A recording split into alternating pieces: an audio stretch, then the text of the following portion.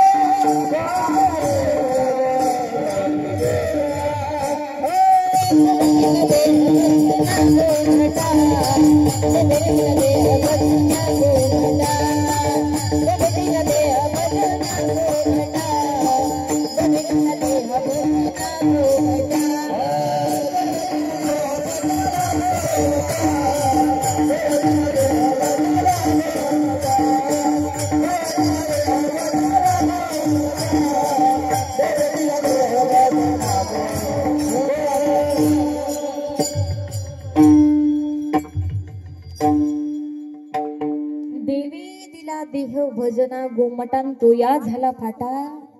बाधिकेचा देवानं एवढा सुंदर नरदेह दिला भजना करता, पण त्याचा वापर केला फक्त भोजना करता. देह मिळाला भजना करता, पण आम्हाला महत्व कळालंच नाही.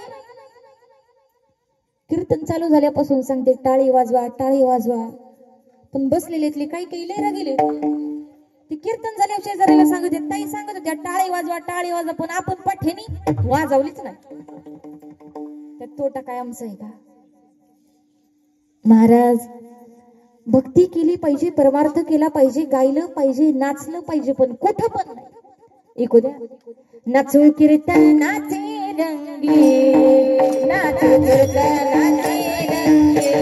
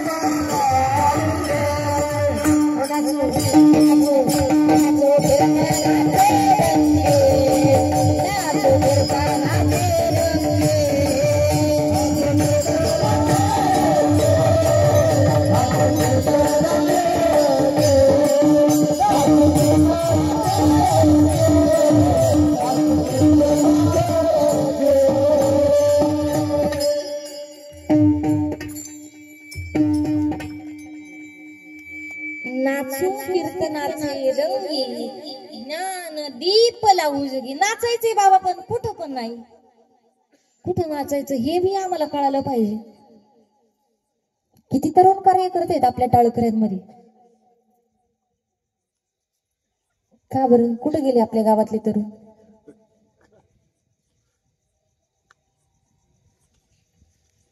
महाराज, तुमची मला बहीण समजा, मुलगी समजा, नात समजा, काही समजायचंय ते समजा, पण एक गोष्ट लक्षात घ्या, परमार्थ हा तरुणानं करावा.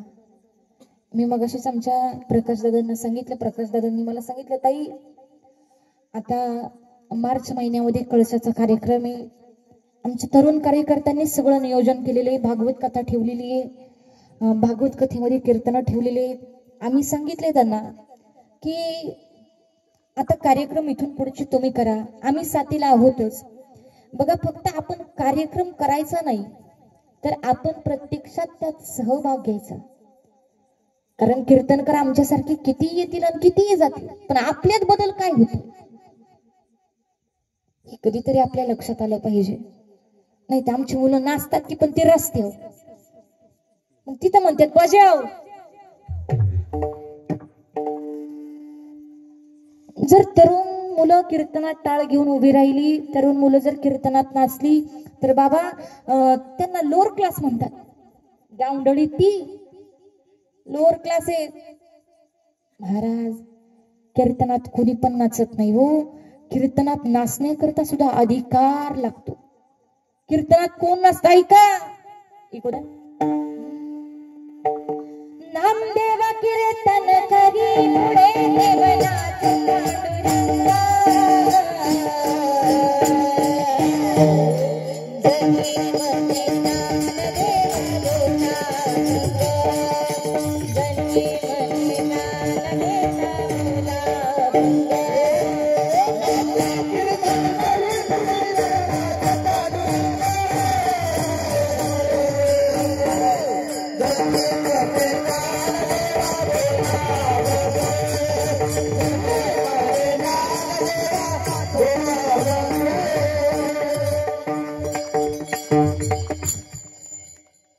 नामदेव कीर्तन करी पुढे देव नाचे पांडुरंग. कीर्तनामध्ये माणसं नाचतात याच्यात नवल नाही. कीर्तनामध्ये प्रत्यक्षात माझा भगवान पांडुरंग नाचतो. म्हणजे कीर्तनात नाचणाऱ्याचा अधिकार काय असेल महाराज, हे कधीतरी आमच्या लक्षात आलं पाहिजे. पण आम्ही कीर्तनात टाळी वाजवायलाच तयार नाही, ते नाचणार कधी? कधीतरी आपल्या लक्षात आलं पाहिजे बाबा, भक्ती केली पाहिजे, परमार्थ केला पाहिजे. माता माऊल्यानं भजन म्हणणार का माझ्या माग? तुम्ही आधी कोण म्हणतोय, तुम्ही का पुरुष वर्ग? हा तुम्ही ना, चालते. जेवढे जेवढे पुरुष आहेत, लक्ष देऊ नाही का, मी पुरुषांना म्हणते, जेवढे जेवढे पुरुष आहेत त्यांनी हाताने टाळी वाजवायची आणि माझ्या पाठीमागं भजन म्हणायचं. टाळ पकवाज काहीच वाजू नका, फक्त खाली बसलेले पुरुष.